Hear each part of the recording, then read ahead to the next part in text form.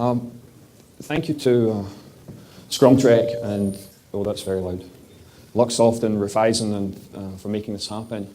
About 300 people is a fabulous way to get started. It's only 18 months ago. I'd never been to Moscow before. I'd been in Russia a long time ago. So if it wasn't for Andrei Popov at Raiffeisen inviting me back in March last year, this wouldn't be happening today. So thank you very much for supporting it, and Andrei and Sergei Shubrenin for having the idea to do this event. Clearly, there's demand for it, so thank you for that. Okay, fitness for purpose, resiliency and agility in a modern business. Oh, and let's, oh, it's okay, you guys can't see this version of it. This is probably the most business-oriented talk I've ever given, and the conference is called Modern Management Methods, and hopefully that means that we're doing more than just IT, and we're actually running a business. And why the picture of a black cab in London on the front? Well, these black cabs are made by a company in Coventry in England called LTI, or London Taxi International. And they are one of the smallest automotive manufacturers in the world. And in theory, they should not exist. They should go bankrupt because they have no economy of scale. But they're actually profitable. And the reason for this is that their product is uniquely evolved and tailored for its purpose. And then you look at the taxi driver who's leaning out of the window. He is the best qualified taxi driver on the planet. In order to drive a London taxi, they have to learn the entire street map of London and sit an exam. Every taxi driver in London knows in his head exactly where to take you when you give him an address. And in addition to that, he knows the best ways to get there, and he knows how to cope with bad traffic problems. There are no GPS devices in London taxis. The GPS device is inside here. So together, the London Black Cab and the London taxi driver offer the best taxi service in the world. It is uniquely evolved for its purpose. These black cabs can turn with the smallest turning radius of practically any vehicle on the road. The way the doors are designed is to make it easier to get in and out. The way the seats are designed, the height inside is to make it easier for people to get in and out so they can move in and out of it faster. It's taken 50 or 60 years to evolve this vehicle to the level that it's at. It is uniquely fit for purpose, and it enables a very small business to operate profitably in an industry where very large businesses with huge economy of scale are not capable of operating profitably. There's a huge lesson in that for all of us. All right, let's see if we can make this work. Okay, so there's 300 of you here, approximately. Why did you come here today? Right. Are you frustrated by some things in your professional life? Perhaps the outcomes are never quite the way you planned. Or you always seem to be reacting rather than anticipating. You often get blindsided by the arrival of new information. You're unable to react fast enough as a business. Do these problems sound familiar?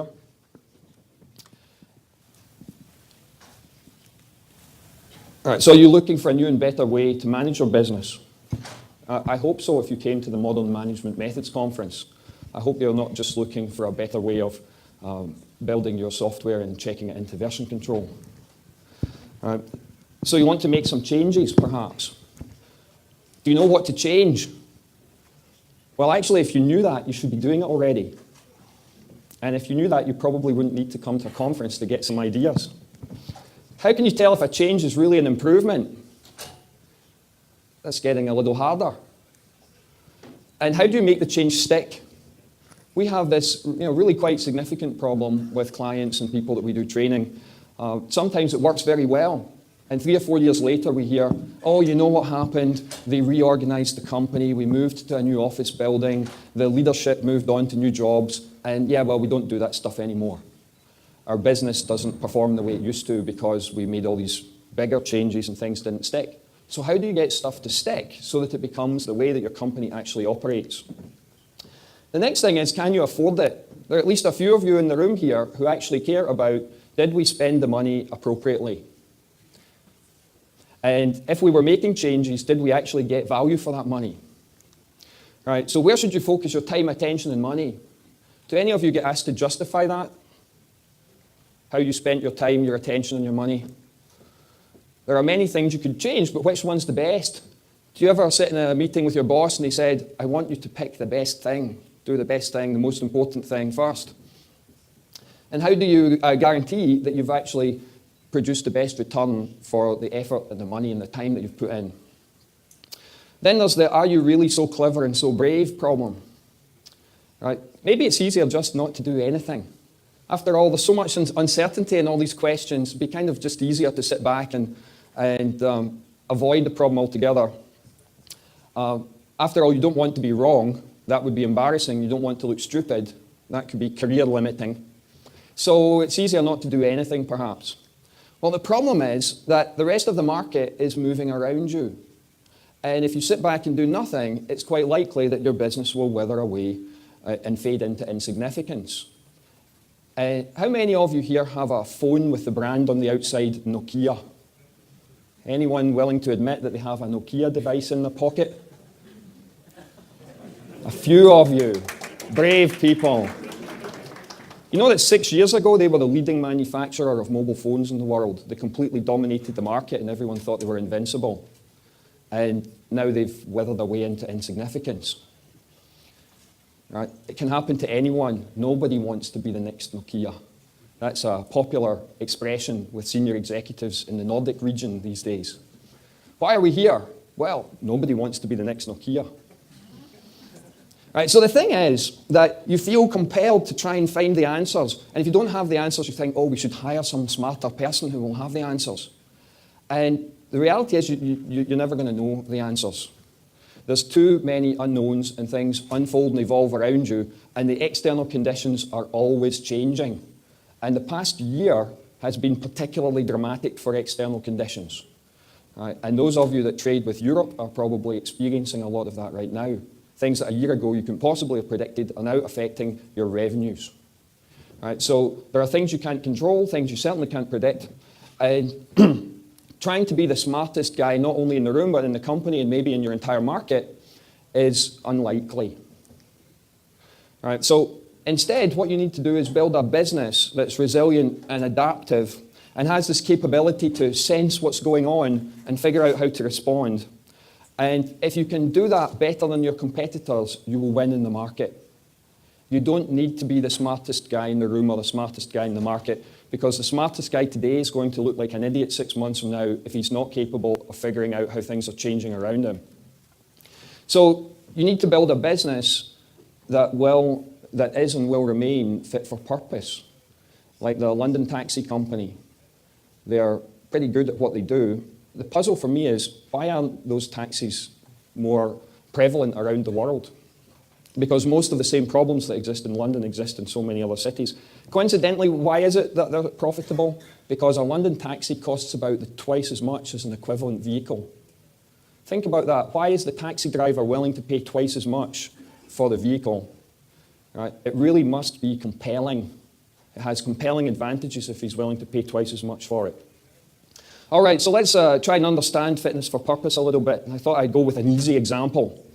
I've only been to Moscow 3 times, but I'm guessing that you guys do order pizza for delivery from time to time. So, if you're ordering pizza for delivery, what things do you care about that would make you want to use that same restaurant and same delivery service again? You might care about delivery time, quality of the pizza perhaps, the predictability of the delivery, maybe the predictability of the quality. What about safety? What if our pizza boy breaks a few traffic regulations while he's on his way to delivering your pizza? Do you care? Not too much. In fact, on the evidence I saw last night coming from Domodedovo to the hotel, I'd say that there isn't too much attention paid to traffic regulations generally in this city. On the other hand, what about health and safety regulations in the restaurant? Maybe you care a little bit more about that. You care that your food was prepared in a clean environment. Okay, I'd like to introduce you to this fake lady here. Her name is Nita. And you know she's fake because she's far too beautiful and she's obviously stock photography. But this character was based on a real lady. Her name is Bernadette Dario.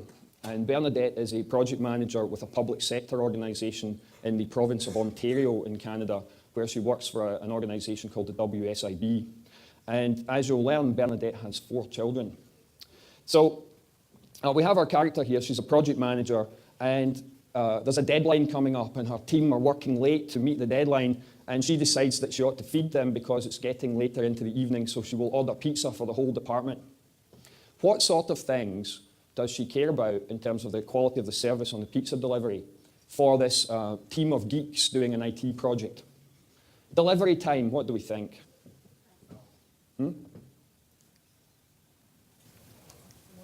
Oops, dumb one. Approximately an hour's probably fine. Everybody's heads down on the keyboard. They won't notice an hour going by. What about the non-functional quality? So that's whether your pizza is tasty and hot when it's delivered. Do geeks care about tasty and hot pizza? Actually, I'd say yes, they probably do. Maybe here in Russia, not so much, but I've used this section of the class, this section of the presentation a few times in different countries, and people always say they do care about tasty and hot. Right, so we think the answer is yes to that one. What about the functional quality? Right, this is the order accuracy. So if you've ordered 10 pizzas and a few of them were vegetarian perhaps, and some had different kinds of meat and different flavors, what if one of the 10 turns up and it's not quite what you expected? Does your department of geeks care too much about that problem? Not really. Right? Someone will eat it is basically the thing, right? It doesn't matter if there are small mistakes made. You guys are obviously geeks, right? Lots of small mistakes get made. On the other hand, if you had, say, perhaps some Indian people on your staff and they're all vegetarian and the delivery service didn't deliver any vegetarian pizza, that would be bad. So there is a threshold where you start to care about it. What about the predictability? They said, oh, your pizza will be there in about an hour. Plus or minus what is acceptable? Maybe a half an hour. If it got to 90 minutes, Nita would be taking a lot of heat from those hungry geeks who are now adding extra bugs to the code because they're hungry and they can't think straight. And what about the safety issues? Well, it's pretty much unchanged from what we thought before. So long as health and safety in the food is taken care of, we're probably okay. We don't actually care if the delivery boy breaks the traffic laws. In fact, we might tip him extra if he does that. The thing is that Nita's also a working mother, and she has 4 children, ages 4, 6, 9, and 11, and they're all boys. How many mothers in the room here? A few of you. I know I have so many friends in this audience already. I know there are a few mothers. 4 boys aged 4, 6, 9, and 11, and we're going to order pizza for them. What do we think? So delivery time, what's acceptable? How fast do these kids need their pizza delivered? 10 minutes? Bernadette's answer was 20 minutes. And apparently this is because they're all boys. Girls apparently more patient. Non-functional quality. So do our 4 young boys care whether the pizza is tasty and hot when it arrives? Are they gourmet pizza eaters? No, we don't think so. It's pizza. They're pretty happy. What about the functional quality, the order accuracy? So our 4-year-old only eats cheese pizza. Cheese and tomato. He doesn't want any stuff on it. But what happens if it was a pepperoni that turned up? And even if you remove the pepperoni sausage, see, Andre's shaking his head. He is a father with kids in this age range. Right? It must be cheese pizza. Nothing else is acceptable. Right? What about the predictability of the delivery? Some of you said 10 minutes on the delivery time. How predictable do we need that to be? I'd say very. Your modern child has an iPad with a timer on it. Daddy, when will the pizza be here? Oh, they said 20 minutes. Okay, 20, okay. Right, I'll come back when it's ready. Maybe plus or minus 5 minutes, because nobody really wants a child sort of tugging at your trousers, complaining. And what about safety? Well, mommy worries about that stuff. Right, so there's a lesson here. And that lesson is that to be fit for purpose, there is both a product component and a service delivery component. The product component is the pizza, the flavors of pizza that we offer, and whether it's hot and tasty on delivery. It's the quality and the non-functional quality and the selection that we have available. The delivery component is how good we are at delivering it. And if we weren't good at that, then you as the customer might go to a different pizza delivery service the next time. That's really what this says. Modern creative knowledge worker businesses often obsess about product definition and strategy. This is particularly a problem in Silicon Valley, San Francisco, California, the west coast of California, of the United States. But pretty much all over, we tend to reward good ideas whether or not we're capable of delivering those good ideas. Operational excellence and service delivery as management skills tend to be treated as somewhat inferior, and people who are good at operational stuff tend not to get promoted to high levels, but people who are good at coming up with product ideas, doesn't actually matter if we can't implement them, those people often get promoted to the top. So we're talking about doing the right thing, having the right idea, the right type of pizza, at the right price, at the right level of tastiness, and doing things right. Right? We need to do both of these to have a business that's fit for purpose. Right? It's the taxi and the taxi driver that makes the taxi service the best.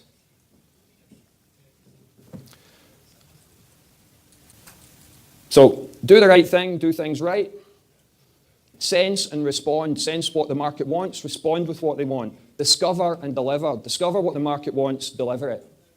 3 different ways of saying the same thing. Now I'm going to show you how we do this.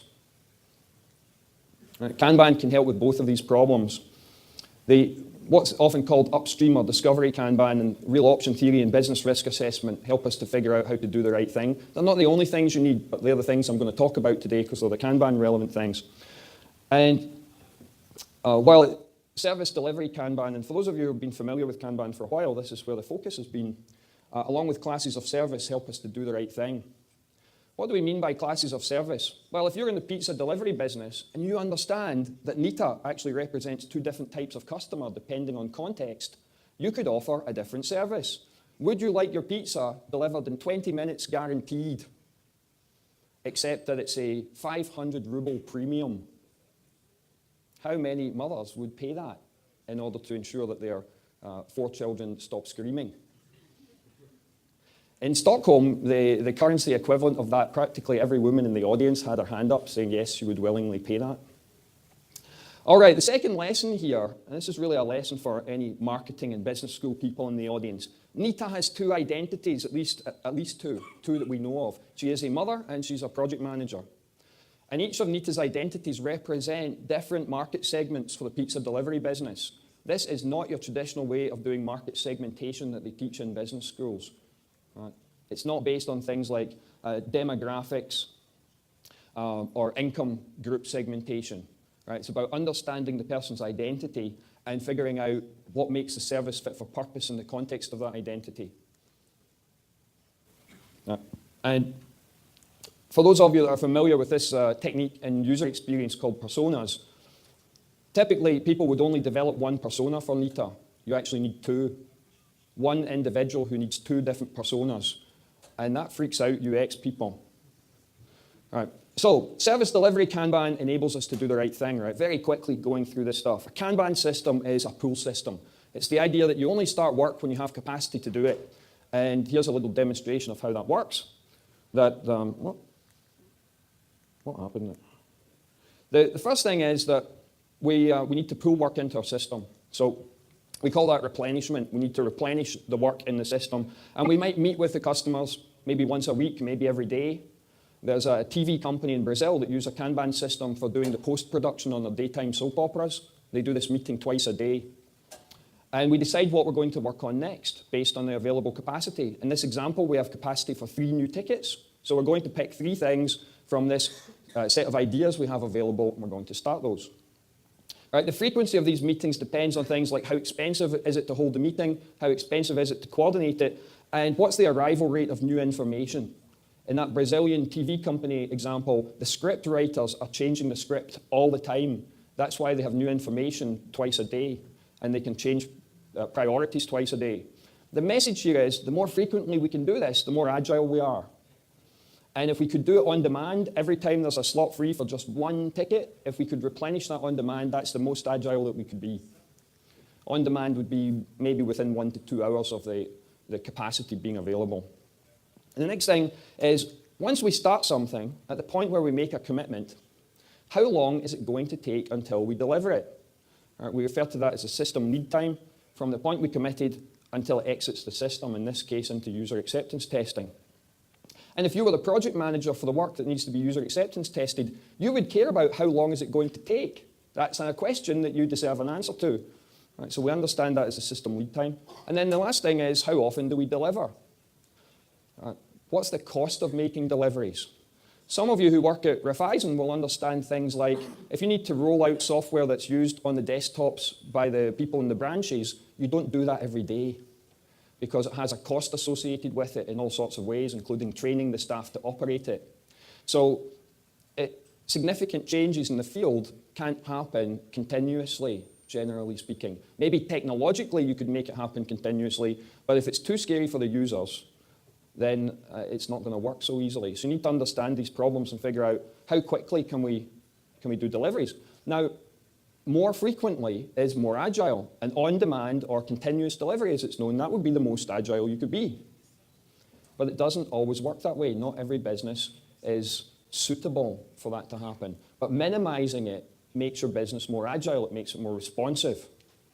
So the service delivery gets better if we can focus on how often can we discuss with customers what we should work on next, how quickly can we turn that agreement into something we deliver, and then actually put it in the hands of the customer to use. So lesson 3 here is that service delivery agility can be defined with these 3 parameters: the frequency of the commitment, the lead time from commitment, and the delivery. And the faster we can do these things, the more frequently, the more agile we are. And it so happens that these 3 things are dynamics of a Kanban system. Kanban systems explicitly decouple this commitment activity from the lead time from the delivery activity. It allows us to be more flexible and therefore more agile. So service agility is our commitment frequency, the lead time, the delivery frequency. Okay, what if our current service delivery isn't good enough? How would we make that better? Right. Just having a Kanban system might be fine. It will tell us that we're not good enough. And if we understand what the customer really wants, it's neater with the 4 kids who want the pizza in 20 minutes, but our current capability is, 35 minutes, then there's room for improvement. So how do we go about doing that? Well, if you're running a bigger organization, and some of you here are definitely in bigger organizations, you end up with a lot of Kanban systems because there's a lot of service delivery going on in your organizations. And you need to start thinking of the organization as an ecosystem of these interdependent services. Right? That an application team might have demand on a platform team, and the platform team in turn might have demand on some specialist function, like a database administration team. And so on, we have requests that file between these. Now, I'm only showing 3 in the graphic because otherwise it would be too complex. Your organization could have tens of these, scores of them. We know companies where business units have up to 15 Kanban systems in a single business unit, so maybe 15 Kanban systems across 300 to 450 people. And there's a considerable network of interdependency there. That's too complex to show in a diagram for a presentation. So with this network, if you're the manager of any one of these systems, you want to be able to look downstream, the work coming in, look downstream and anticipate where are the dependencies going to be. Where is this piece of work I've just taken going to cause a dependency on another organization that I'll need to wait for? And then you want to be able to look upstream and anticipate demand that's coming in so that you have the right capability in place to do it when it's needed. Some of you will work in businesses that are seasonal in nature. Some of those might be things like fashion. But anything with a regulatory authority also tends to be seasonal. So if you work in the banking sector, the regulations from the government change, and those tend to change at certain times of year, and you spend a lot of time and resources responding to that seasonal demand. I often see organizations where seasonal demand comes from marketing because they have particular conferences or trade shows that they attend around the world. And they show up at a project meeting, and it's like it was a big surprise. The conference that we go to in Cannes every May is coming up again this year. And we totally forgot about it, so here are our last-minute requirements. That stuff's actually anticipatable. And if you have enough visualization on it and you understand the pattern, then you can design the system to cope with it. Right? Combining this idea of looking downstream to anticipate dependency and looking upstream to anticipate demand, and doing that across this ecosystem of services will enable us to provide better service for the customer on the outside. It will make our business look better and we will win in the market. So how do we do this? Well, in order to have adaptability, you need feedback loops. You need to be able to compare what did our customer want versus what did we actually provide. And with Kanban, we want you to do that at 3 levels. The stand-up meeting in front of the board every day, The service delivery review, actually reviewing how are we performing once a week. And the operations review, this network of network levels. So the stand-up meeting every day, disciplined conduct that helps us understand, are things moving in the way that we'd like them to? The service delivery review, where we take the data from the system and we compare how well are we doing over the last week. Now, the interesting thing is knowledge work, creative work, IT work. This stuff just generally doesn't happen. But we're sitting in a hotel here, the Marriott Hotel, and I'm going to guess that every single department in this hotel has a meeting of this nature, if not every day, at least once a week. And that every department manager in the hotel understands the issues of all the other department managers. For example, there is a bar downstairs. I'm sure some of you will sample its services later in the day. Do we think the bar manager knows the occupancy rate of the hotel? The occupancy rate is how many rooms in the hotel are occupied by guests. Does the bar manager need to know that information? Some shaking their head, other people nodding their heads. Yes, he does. Why? Because people who stay in the hotel need a drink maybe later in the evening, and they go down in the elevator to get a drink. If the hotel's really busy, what does that mean for the bar? It'll be busier. And in order to anticipate that, the bar manager needs to know the occupancy rate so he can provide the right number of staff to operate the bar. Right? A hotel like this, or for the matter, the Starbucks around the corner, is probably better managed than most IT departments. Because these guys know what business they're in, and they use data, and they analyze it, and they use it to anticipate what's going to happen. How many of you work in IT here? Come on, hands up. All right, keep your hand up if you use data to anticipate the future. About 5 of you, maybe a few. Okay, between Kanban systems, we can buffer the dependencies, right? This is an example of a little buffer, a little parking space on a Kanban board. And we're counting the number of days that things are blocked because we're waiting on a dependent piece of work. And perhaps we have an SLA with that dependent service, and then we might track whether they break the SLA. And we use that information at the operations review, which is a system of systems level feedback loop. It's where the managers of one system, along with all the others, get to understand the interdependencies and how things interact. It provides us with opportunities to make adjustments at an organizational level. All right, so this picture is supposed to show that. And how do we know what things to adjust? Well, the feedback should be based on using fitness criteria metrics. Right, we understand fitness criteria metrics in the context of Nita. When she's ordering pizza for the kids, delivery time, 20 minutes. Predictability, plus or minus 5 minutes. We don't care too much about non-functional quality, but we care a lot about functional quality. Those are fitness criteria metrics for that customer segment. These are the metrics we should be using in the feedback loops, particularly in the service delivery review and the operations review. All right, so we do all this, organizational improvements will emerge. Right, that our system and our system of systems will mutate because we'll start making changes, and those changes are intended to improve the fitness criteria metrics. Right, so the fourth lesson here is adaptation and evolution requires feedback loops to generate the mutations, the suggested changes. If we don't have that, we just keep operating on open loop. We're unlikely to change anything, or the changes will be purely random. Now, random mutation works okay for biological evolution. That's partly because there's a very large number of instances of a species, right? There are about 6 billion of us human beings, for example. So random mutation from 6 billion human beings, that gives us quite a few chances of finding some improvement. And the other thing about biological evolution is it takes a long time. So many chances takes a long time. How many of you work in a business where you get many chances to try different things and you're given a long time to find the right one? 1 or 2 of you, lucky people. A counterexample would be, for example, managing a football team. I imagine there's a few of you here who follow the English Premiership here. Right? They've already sacked 1 manager this season, maybe 2. And particularly from a management perspective, I like to follow Manchester United. How long do we think that Louis van Gaal's going to be given to experiment? I'm curious what the patience threshold is going to be on that one. They only gave the last guy a year. Interestingly, the previous guy, he got 5 years to experiment. Alex Ferguson was given 5 years to show that he could make Manchester United successful. David Moyes was given a year and he was fired. Louis van Gaal, My guess is 6 months. All right, discovery Kanban helps us to do the right thing, right? This is upstream Kanban. So what I've done with this picture is I've put the commitment point in the middle. Right, so everything to the right-hand side is the committed work. That's what we typically think of as a Kanban board. Everything to the left-hand side is the upstream work. And this is idea development. And these things are options because we haven't decided we're definitely going to do them. Typically in an upstream Kanban, we have minimum and maximum limits to ensure that we always have enough options. We always have good ideas for the service delivery people to be working on. And that, of course, means that we throw other ideas away. Now, 18 months ago, when I came to Moscow the first time, this slide was considered the most important slide in a presentation I gave to a number of Andrei Popov's colleagues.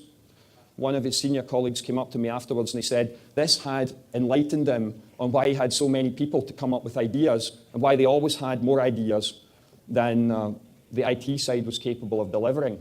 You actually need that. If you only have exactly the number of ideas that you're capable of delivering, the implication is that there is no uncertainty in your future, that you absolutely know what you need. On the other hand, if the future's uncertain, you need to hedge the risk in that by having lots of additional ideas. You actually need to be throwing ideas away to hedge the risk of having the right idea at the right time. Now, the question is, how much money should you spend on that? Should you have an entire tower block with 2,000 people in it thinking up the ideas to be thrown away? Well, if you're in a very risky business, the answer might be yes. Drug companies, for example, employ thousands of people to experiment on things, many of which will never make it to the market.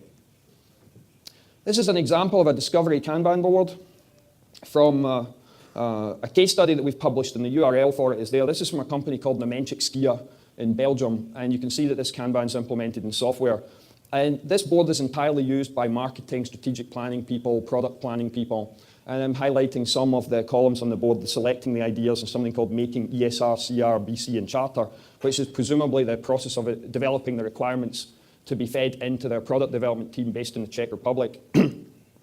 This example is a Kanban board from a startup company in Vienna that integrates the lean startup ideas. And the ideas are at the front end here of the board, the minimum marketable features, and they go on there after some discovery activity. Meanwhile, they have a delivery activity, and at the end, they have a validation activity. Once the features are deployed in the market, they leave them on the Kanban board, and they wait a few months to gather data, and then they compare whether the feature actually delivered on the business case that they anticipated. And that gives them a feedback loop that helps improve their idea process for the future. These are real examples from one of our either classes or consulting engagements to build a business risk assessment framework. And this multi-dimensional chart here shows the framework we built for a particular company in the United Kingdom.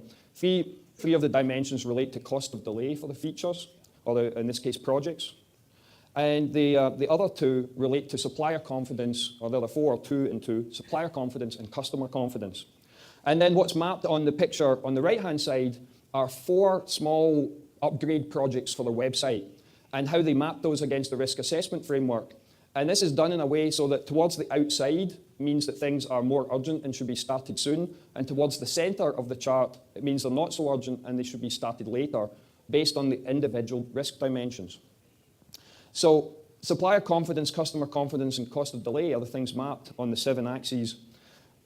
And if we look at just one of these, it's hard for you guys to read it, but the cost of delay classification is the shape of the lifetime revenue function, or the market payoff function, the order of magnitude of it, and then the shelf life.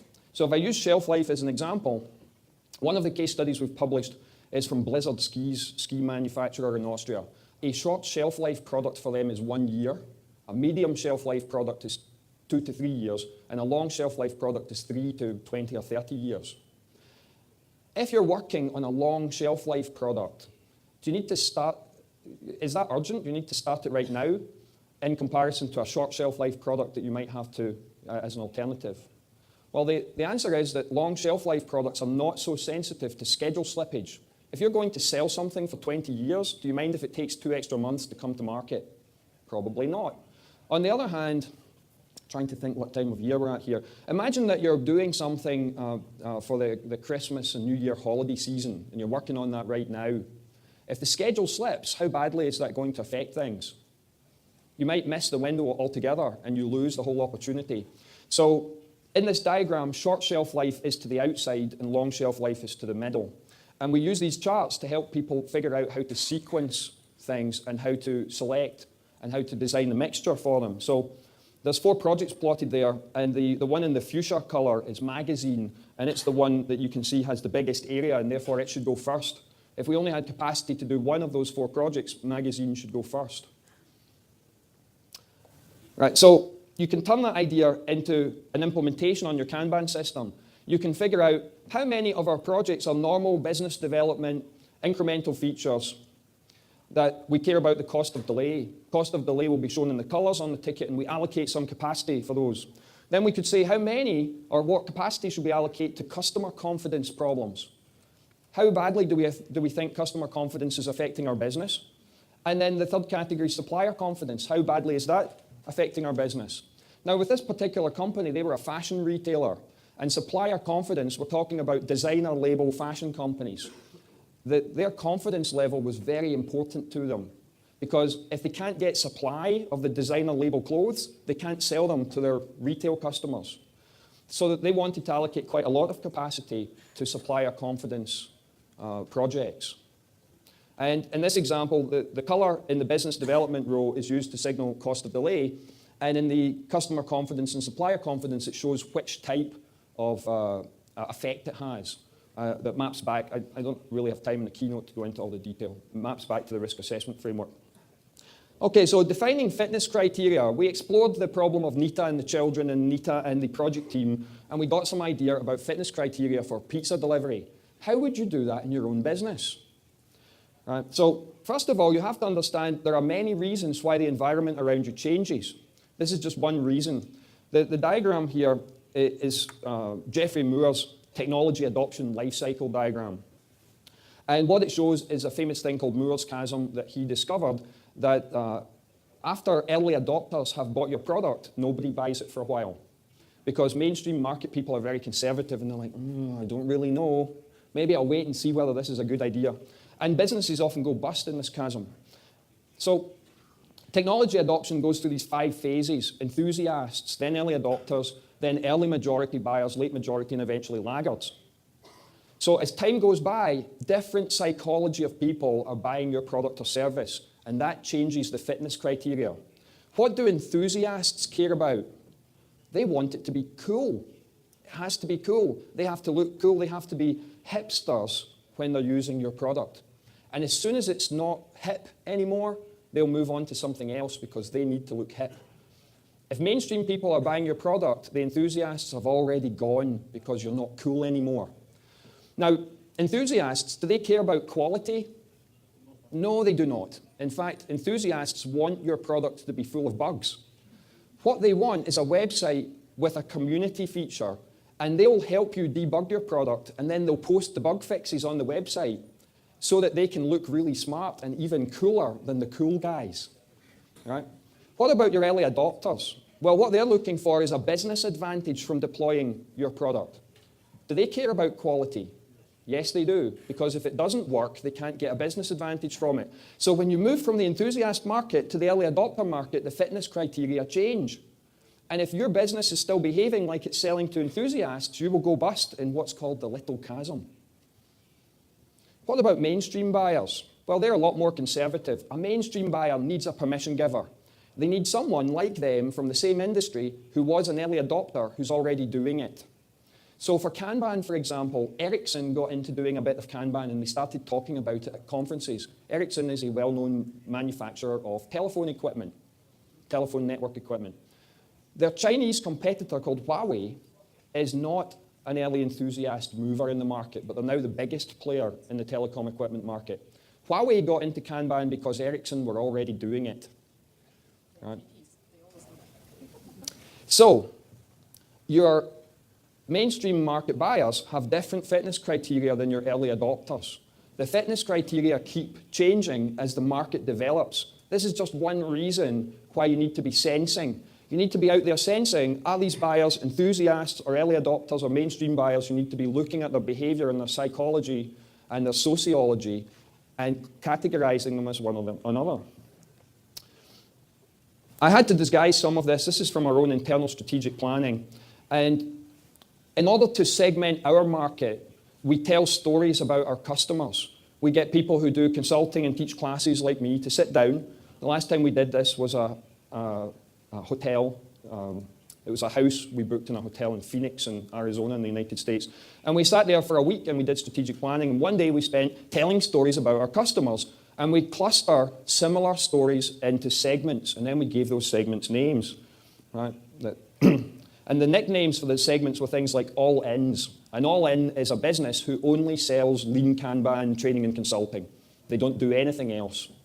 Then we have aspirationals. Aspirationals are people who work in corporates who want to further their career either with their current employer or with another employer, and they take lean Kanban training in order to have new skills that will enable them to get a better job in the future. And then we have bet hedgers. Bet hedgers are companies that offer like 20 different types of consulting and training, and they'll just try to offer anything. We could have called them catalogs. They're basically option theory people. They'll throw out lots of options in the market, and they'll see which one sticks. But in order to offer Kanban as an option, they still have to be our customer. Right, so you can't just ask, Nita, how fast would you like your pizza delivered? What do you think she would say? And how predictable would you like the delivery? And the thing is, customers will tend to tell you that they need better service than they actually do.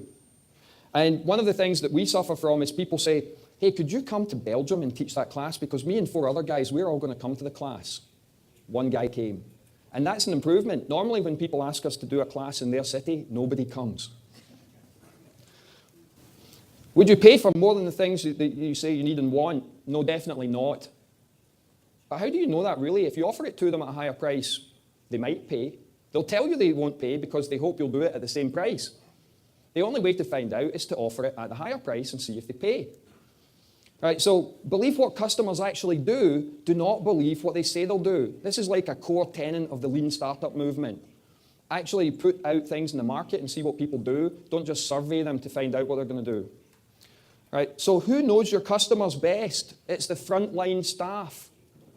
In this case, our pizza delivery boy. He actually knows the people who order the pizzas, why they ordered them, what they're going to do with them, because he stands on the door of their house to deliver it. He talks to them.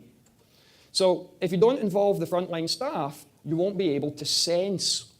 Now, in a business like mine, the frontline staff are very well educated, very highly paid people who teach training classes and do consulting with companies. But in many other businesses, the frontline staff are often the lowest paid people in the company. All right, so Pizza Boy knows Nita's story. It's the staff that meet the customers. And you need to be able to create ways to capture the stories of these customers from these frontline staff so that you can determine reasonable fitness criteria, because these are the metrics you're going to use inside your business to determine how well you're performing. This is a somewhat disguised photograph of a grand touring car manufacturing facility somewhere in Europe. And I may have done some consulting with this company, and I can't tell you the brand, but I'll bet that Andre Popov has one in his garage. And if not, then he's aspiring to have one. These guys have been in the news recently because the president of the company was retiring, and it was a recurring theme. Some of the owners of the business would like them to make more cars faster. And this particular brand of manufacturer, their view is that our cars are so special, you should have to wait a long time to get one. If you want one of our cars, you have to really, really want it, and then we'll sell it to you. And in 2009, really, really wanting it meant waiting 27 months to take delivery. And what was happening was customers were, oh my God, cancelling their order and buying an inferior competitor product instead. So there was a board meeting. And they came to the conclusion that 27 months was taking too long, and they actually had a bit of a reshuffle, and you can go read the history on this if you like. The president of the overall holding company, he was demoted to just be the president of the GT car company. And the new rule was that they would make people wait 21 months to take delivery. The only truly pool automobile manufacturer in the world. If you walk into a dealership to place an order, then 20 months later, they will manufacture your order and deliver it to you within a month. So they pace the frequency of the assembly line, the takt time of the movement of the vehicles on the assembly line at the rate of the orders they took 20 months earlier in the market. When I had a tour of part of the manufacturing facility, that day they were making cars at a rate of 1 every 45 minutes, 24 cars in 2 8-hour shifts, 2 days of the week for that particular model. Implication, they had taken orders for 48 vehicles 20 months earlier on the same week. Now, turns out 21 months represented fit for purpose. 27 months did not represent fit for purpose. The order cancellation rate fell to almost 0 when they got down to 21 months. Well, now the issue for them is they want to make more money, so they want to make the cars faster. And some senior executives were like, oh, we're not going to do that. Those people don't work there anymore. Right, so they learned this the hard way. How many of you can afford to run a business where you allow customer service to deteriorate to the point where people will cancel their orders and talk badly about your brand so that you can just learn what would represent good service? My theory is that the airlines are in this business, right? That they keep reducing the service until complaints get so bad, except that how good are airlines at recovering that situation? One very smart airline in Europe, I don't fly on, I have to say, Ryanair, what they do is they put out press releases about shocking levels of poor service that they actually don't intend to implement. One of them, about a year ago, or maybe it's 2 years ago now, they announced that you'd have to pay €1 in a coin slot in order to use the toilet on the plane. And of course, people were shocked by this. What it does is it allows them to lower customer service in other ways, and people say, well, at least we don't have to pay to go to the toilet. Right, so determining the fitness criteria thresholds by doing it this way is clearly very dangerous. It's not safe to fail. Your business might fail while you try it. Now, this car manufacturer got away with it because their brand is so strong. Not everyone has that advantage. Can you afford to damage your brand, your reputation, and your profitability in order to find out the right fitness criteria? That's not advice I'm going to give you. You could do it, but you'll not get that advice from us. We're not in the dangerous advice business. Right? We try to give safe-to-fail advice. Right? So this just repeats what I've said there, so I'll skip through that. The way to do this is to probe with classes of service. So in 2007, I noticed that work coming through the IT department I managed, some of it had really hard delivery dates set in the external environment. Things like trade shows, regulatory requirements with particular dates, and I noticed this pattern. And I said, okay, how about for these things with these hard external dates, we offer a fixed delivery date class of service. So we created that policy and we started offering it to our customers. So what I'd done there is I'd clustered a pattern of demand and turned it into a class of service to see if people would like it. So we set the class of service. Then we set some level that said something like, if you tell us 2 weeks in advance, we'll guarantee the change request on time, but only for a certain percentage.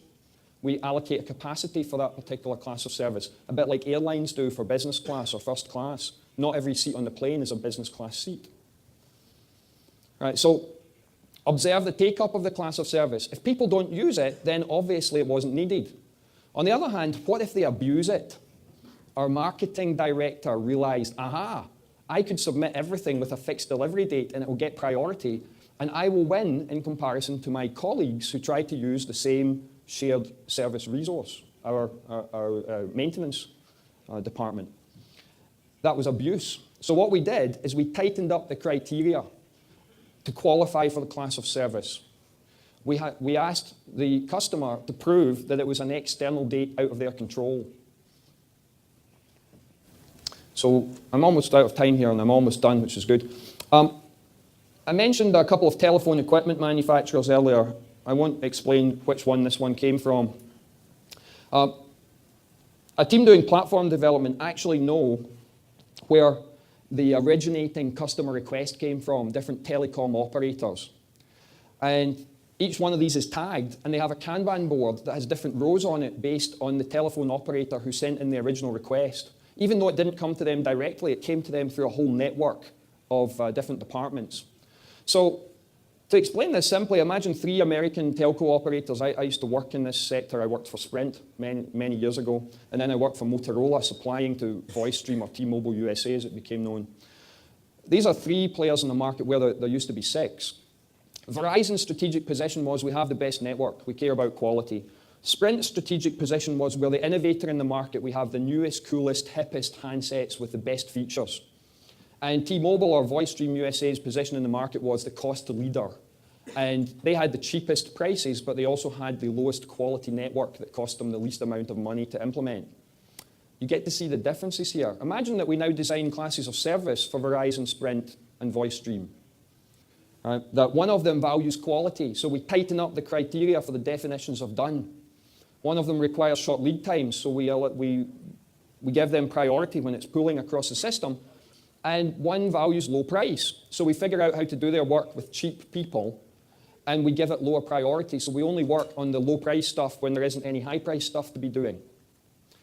Now we manifest that as a Kanban board that might look like this, with 3 rows on it, with the different carrier names on there. And we, so you can show me the 0, but I'm not going to stop, okay? 3 rows on it, and we have different classes of service for the tickets in each row. Now, if we have the flexibility to move the staff around from one row to another on the board, we have the flexibility to adjust the service delivery to make it tailored to that specific customer, tailored in the way that the London taxi is tailored for providing taxi services in a cramped big city. That's pretty much what the pop-ups here say. So lesson 5, to have confidence you're offering a service that's fit for purpose, you must offer different classes of service. To serve more than one market segment adequately, you must offer a selection of classes of service. If you only have one class of service, you cannot be serving multiple segments. By definition, they'd all have to be the one segment. And the classes of service should align to those market segments and the fitness criteria that those segments care about. If you're in an internal group, then market segment means stakeholder. A stakeholder segment might be a term. So finally, this problem of sensing the changes in the market, how do we do that? I mentioned this as we went along. We need a different set of thresholds for each segment, and we need to be able to sense that. So how do we do it? We get our frontline staff together and we ask them to tell us what customers care about. And based on that, we design classes of service. However, do we have the capability to deliver on these classes of service? So you can't just sense without the ability to respond. You can't just discover without the ability to deliver. The 2 things go hand in hand if you're going to run a highly competitive business that's continually fit for purpose and wins in the market. All right, so this idea of collecting these stories, I'm going to be calling the Fitness for Purpose Review, and it ought to be a regularly recurring meeting with frontline staff, and probably at different organizational levels depending on the nature of the business, so that we can review customer stories against existing fitness criteria. For example, if we've had a business that was selling to enthusiasts and all of a sudden it's not the enthusiasts who are buying, how would we know that? The buyers are not hip anymore. Then we have to change. We have to realize that we're now serving a different segment. We need different fitness criteria. Our business needs to evolve in order to deliver faster. So we review those periodically. We change the metrics we're using. And what should happen on the shop floor is that our processes should evolve. Kanban boards will change. Classes of service being offered will change. And hopefully reasonably quickly, we'll now be serving the new market the way that we need to be doing it. So lesson 6, the final lesson in the presentation, we need an ability to sense, or our ability to respond may no longer be appropriate. Our sensing capability exists with the staff who interact directly with the customers. So the 6 lessons here. 1, fitness for purpose has both a product component and a service delivery component. Market segmentation should be done based on unique fitness criteria metrics. Service delivery agility can be measured as the commitment frequency, the lead time, and the delivery frequency. Kanban system metrics. Adaptation requires feedback loops, and these should be driven by evaluation against your fitness criteria metrics. To be confident you're fit for purpose, you must offer a selection of classes of service, and those should be mapped against those fitness criteria metrics for each segment. And without a capability to sense changes in the external environment, your ability to respond may no longer be appropriate, and the result is that your business will atrophy. You will not be as successful, customer Satisfaction will go down and profitability will decline. Thank you, and I apologize for overrunning a little. It's always hard when it's a first time with a new speech, but I felt you guys deserved a new speech. У нас есть время для пары вопросов. А у меня есть девайс для их задавания.